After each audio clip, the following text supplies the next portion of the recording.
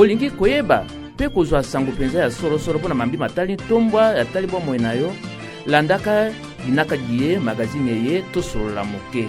Tosolola moke yango ezali talatala ezali kolakisa elongi ya mboka na biso lolenge ezali kotambola.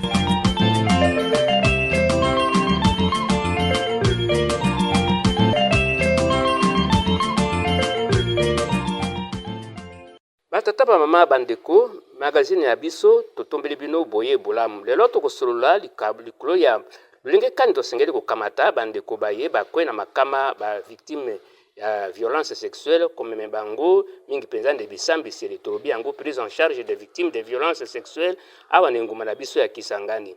Sima ya makambo mayimalikaki kuna na Lubunga kati na Bambole Balengola mpe lisusu mikolo mieto moni bato bazali koyiba na mandoki. Maso mwana mazali kosila se likolo ya bamama bazali kokanga bango mpe kotambola yango na makasi. Bongo yango bango bazali na ba traumatisme ndenge na ndenge. Mpe ezali kokwela ntango mosusu bazali kozwa bazemi to ba makono ndenge na ndenge.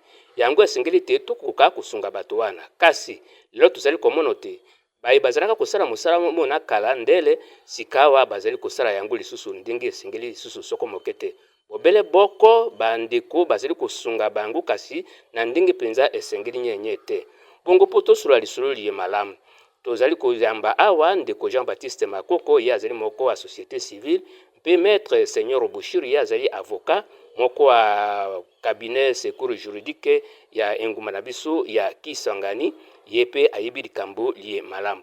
Magazine eye salimi na RTA na lisungi ya Internews na cadre ya projet ya kolendisa ba radio rural ya Congo démocratique tolobi yango 3R RDC lisungi ya mosolo liuti na coopération suédoise. Maurice Mobaba azali na nzela ya singa Pierre Komba Empenge awa pona kopesa bino sangumei boyoki bulamu na bino.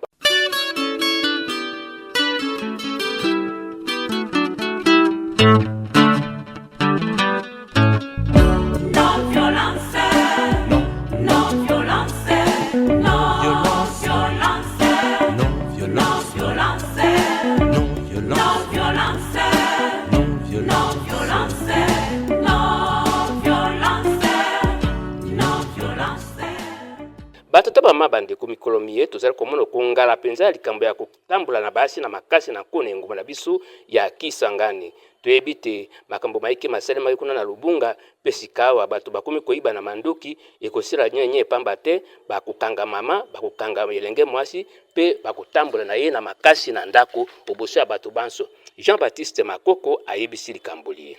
Oui, nazana mboka Kisangani na landi nyonso to ndenge ezalaki na landaki nyonso. Bon, biso pe to mekaki kokoma kuna to talaki mwa baka malgré bon insécurité lekaki mingi mais to monaki to yokaki d'abord to kiti pe to moni quand même ndenge ezalaki. Ndenge moko to sengeli koyebisa te na mbomono kompasi wana lisanga moko ya ba avocat batambulaki na engumba Kisangani pona kufunda likambo liye ata lokola ba tindelaki bango ba police pona kopanja bango. Vraiment eza eloko yo ezoka musata biso nyonso komona lisusu que violence ba voleur mais armé et comme susu à l'échelle.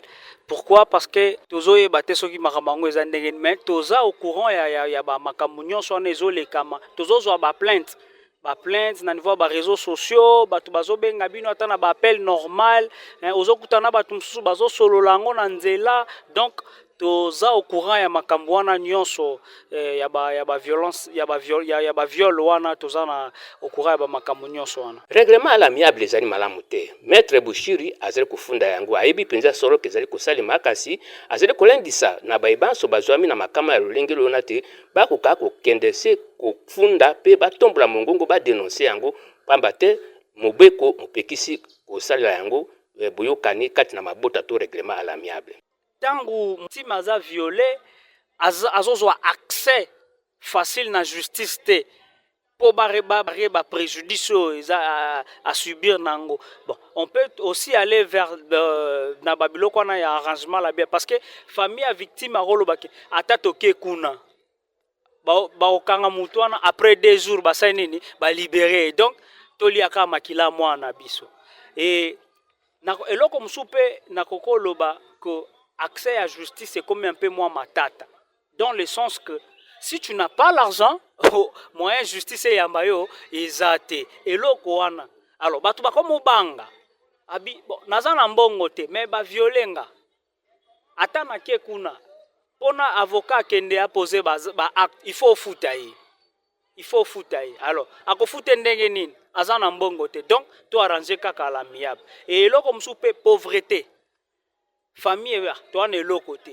mais famille ya bourreau eye ko proposer bango moi somme moko boy oyo batikala soit komona soit kozwa ba olian difficilement est-ce akolinga a exposer bourreau wana po a kende na niveau ya justice azwa mbano na ye te akolinga azwa. Maître Bushiri azali kosenge pote na kati na mikolo mizali koya mbula matari na masanga masusu bazali kusunga bango basala makasi pote bapesa maboko na ntina te bakoka koluka lolenge ya kolendisa likambolie litali prise en charge ya bandeko bakoye na likama ya violence sexuelle. Alors eloko na kosenga na ba famille que arrangement à l'amiable eza mabe, arrangement à l'amiable eza mabe, loi epekisi yango. D'ailleurs mikolo déjà commission moko ekomi kosalema ekomi kolekaleka soki kaka bakuti yo parent osali arrangement à l'amiable bakokanga yo parent ya victime na parent ya bourreau bakangi bino nyonso boke ko samba na justice et puis bofuti ba pénalité moi ebele. Donc eza na ba organisation oyo ezo soutenir ezo appuyer ba démarche judiciaire sanitaire entre autres biso secours juridique soko yena problème toko se couper à 1000 morceaux. Pour kaka ozala rétablir na ba droit non le plus légitime. C'est un peu ça.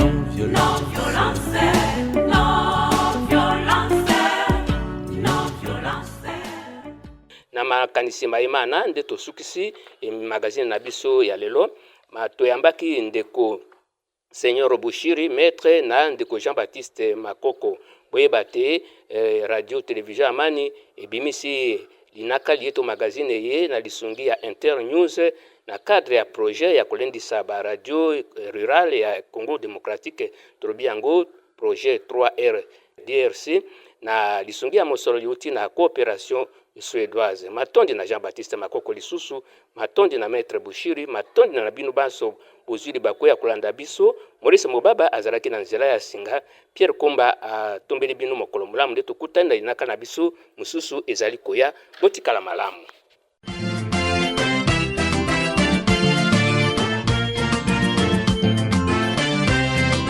Olingi koyeba pe kozwa sango penza ya solo pona mambi matali tombwa ya tali bwa moyenayo landaka linaka diye magazine ye tosolola moke yango ezali talatala ezali kolakisa elongi ya mboka na biso lolenge ezali kotambola.